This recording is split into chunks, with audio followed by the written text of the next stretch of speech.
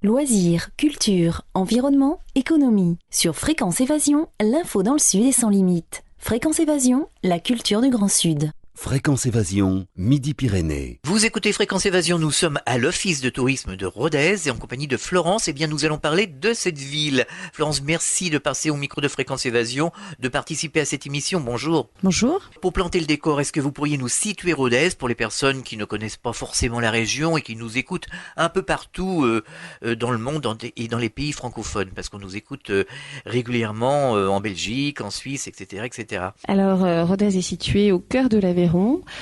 Comment venir à Rodez? C'est assez simple, par tous les moyens de transport qui existent aujourd'hui. Il y a une ligne directe de Paris vers Rodez avec 3 lignes par jour. Il y a aussi une ligne Ryanair qui nous amène une clientèle londonienne par bien sûr la SNCF et au niveau de la A75 et ensuite la RN 88 pour atteindre Rodez qui est situé sur un piton rocheux qui nous permet d'avoir une vue exceptionnelle sur la vallée. Voilà. Alors Rodez attire les touristes qui ont justement un amour pour le côté moyenâgeux et c'est ce que représente Rodez. C'est très très moyenâgeux, c'est assez typique avec des petites ruelles Rodez. Oui, en effet, vous avez raison d'insister là-dessus. Donc c'est vrai que c'est une ancienne ville fortifiée. Nous avons la chance d'avoir préservé les remparts de cette ville et puis un cœur de ville superbe qui permet d'ailleurs de pouvoir cheminer un parcours fléché que l'Office de tourisme a mis en place et qui est le circuit historique de la ville, qui permet d'admirer par exemple la cathédrale et son clocher qui est à hauteur de 87 mètres et qui permet d'admirer l'ensemble de la ville. Il y a également l'évêché qui représente un monument assez exceptionnel sur la ville de Rodez. Il y a, alors là, on n'aborde pas le côté moyenâgeux, mais c'est important d'insister sur la chance qu'on a d'avoir le haras national en plein cœur de la ville. Voilà, c'est vrai qu'on a un patrimoine historique et culturel très riche sur Rodez. Et d'ailleurs, notre offre touristique est basée sur ce principe qui est de valoriser la culture et le patrimoine d'un côté et de l'autre les activités de pleine nature, puisque Rodez est entourée d'un écrin de verdure dont bien sûr les touristes recherchent évidemment des activités tels que le golf ou l'équitation ou le VTT, et tout ça évidemment est à 2 pas de la ville de Rodez. Alors sur ces parcours qui sont organisés par l'Office de tourisme, dans les circuits que vous organisez pour découvrir Rodez, on peut découvrir de nombreux hôtels particuliers vraiment très intéressants. Oui, ce parcours en effet permet très rapidement et puis en très peu de temps, puisque en 1h30 ce circuit s'effectue à pied et dans des rues piétonnes, donc avec un confort pour le touriste. Et en effet, on voit d'anciens hôtels particuliers, des vestiges de forums gallo-romains. Je pense que Jean-Charles, qui travaille spécifiquement sur cette visite, vous en dira un petit peu plus que moi là-dessus. Mais c'est vrai qu'on a vraiment cette chance, même des maisons de particuliers qui sont sublimes et qui demandent de s'arrêter un petit peu plus précisément des tours des rues. Mais c'est vrai que Rodez a cette chance de pouvoir capitaliser sur son patrimoine historique. Alors dans l'un de ces hôtels particuliers, il y a un musée, le musée Fenaille, qui s'est installé. Je vous laisse présenter justement ce musée. Ce musée a été inauguré il y a à peu près 2 ans par le ministre de la Culture de l'époque. Et c'est vrai que c'est un musée unique en France parce il est doté d'une collection de 17 statues menhirs. Donc la première représentation de l'homme, de sa propre représentation. En plus de cette collection, le musée présente l'histoire d'Urwerg depuis moins 300 000 ans, donc il y a des choses à dire. Ce musée a une cour absolument superbe Renaissance qui est l'hôtel de Joaillerie, et donc on y compte à peu près entre 25 000 et 30 000 visiteurs par an.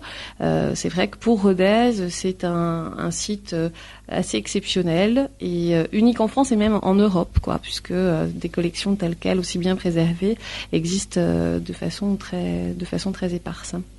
Alors un autre musée important ici à Rodez, c'est le musée Denis Puech. Tout à fait. Bon, alors là, qui est un musée complètement différent, qui présente des collections d'œuvres contemporaines, mais qui a un point commun avec le musée de Fenaille, qui est de la sculpture. La sculpture des statues minières d'un côté, des sculptures de Denis Puech, donc avec des collections, des expositions permanentes, mais également des expositions comme actuellement sur Segui,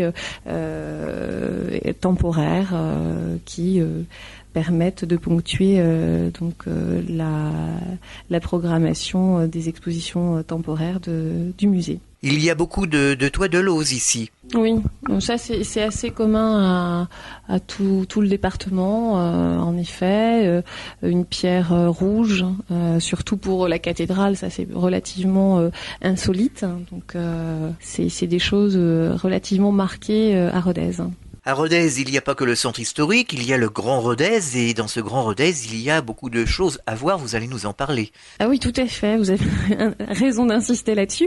En effet, Rodez fait partie d'une agglomération qui s'appelle le Grand Rodez et qui comprend 7 autres villes, comme Onay-le-Château, Saint-Radegonde, le Monastère, Olympe, Luc-la-Primaube, Druel et Sébazac-Concurrès. Et donc toutes ces villes détiennent en effet un patrimoine non négligeable, avec des circuits qui nous permettent aussi de découvrir l'autre versant de Rodez, c'est-à-dire la campagne, la verdure, des circuits VTT, des circuits pédestres. On a la chance à Rodez en fait d'être dans une configuration un peu idéale pour un touriste. Il s'installe pour 8 jours en hébergement et rayonne sur l'ensemble du département avec toutes les richesses que peut apporter le département en termes de visite. Alors en venant ici à Rodez, on m'a dit qu'on mangeait très très bien ici sur la ville de Rodez. C'est vrai, vous avez été bien aiguillé.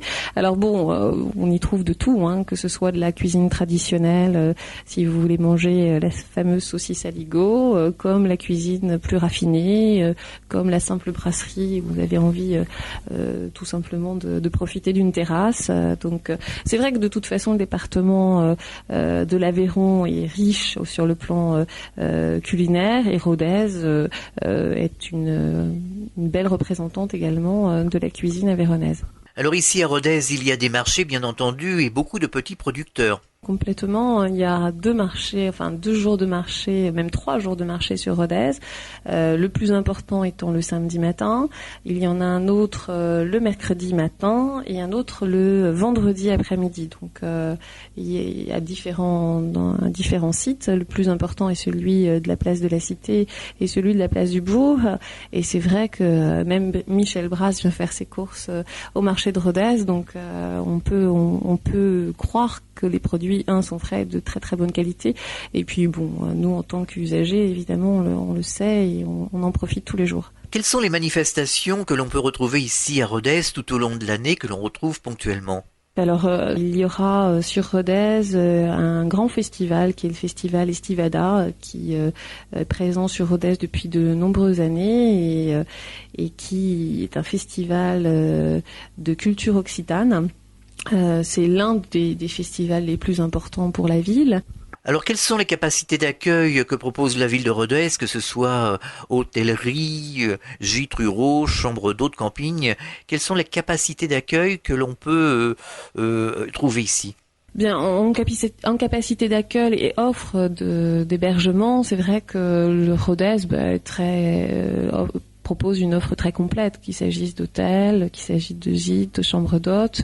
Nous, notre métier, d'ailleurs, on ne les appelle plus les agents d'accueil, mais des conseillers en séjour, c'est vraiment de face à un touriste, de comprendre un petit peu quels sont ses besoins, et puis en fonction de ses besoins, répondre au mieux à ses attentes avec une liste d'hôtels, restaurants ou de gîtes ou de chambres d'hôtes qu'on connaît très bien et qui nous permet évidemment de jouer la complémentarité entre les uns et les autres, car les attentes ne sont pas les mêmes d'un hôtel à un gîte. Donc la principale qualité des conseillers en séjour, c'est l'écoute pour véritablement offrir quelque chose qui, bien sûr, vont répondre aux besoins, mais également dépasser ces besoins pour étonner, faire découvrir au mieux la ville.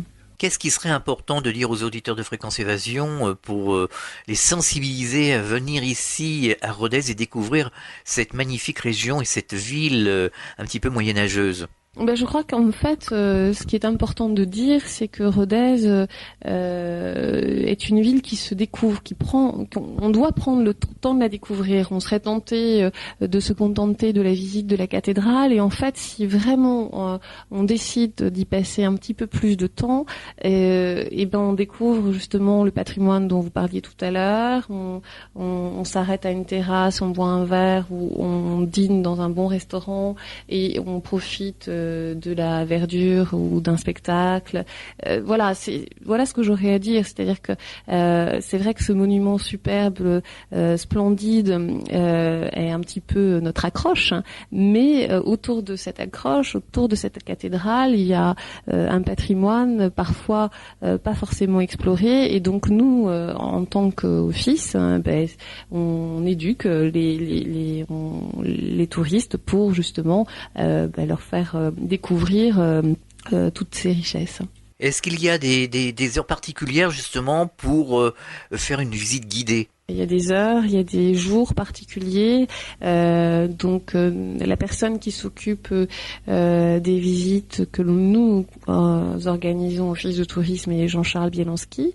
Et en effet, on a donc la possibilité de visiter les haras, on a la possibilité de visiter le clocher et sa cathédrale, la ville. Donc il y a différentes comme ça visites programmées par l'Office de tourisme qui se font, par exemple, le clocher se fait pratiquement tous les jours, quoi. C'est aussi en fonction de la demande, évidemment. Les haras, c'est plus ponctué, c'est le mardi et le jeudi et le vendredi.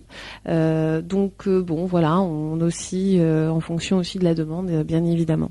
Eh bien, pour terminer, nous allons rappeler les coordonnées de l'Office de tourisme afin que les auditeurs de Fréquence Évasion se mettent en rapport avec vous pour obtenir les renseignements nécessaires pour un bon séjour ici à Rodez. Alors, les coordonnées téléphoniques sont le 05 65 75 76 77. Nous sommes situés place Foch à Rodez.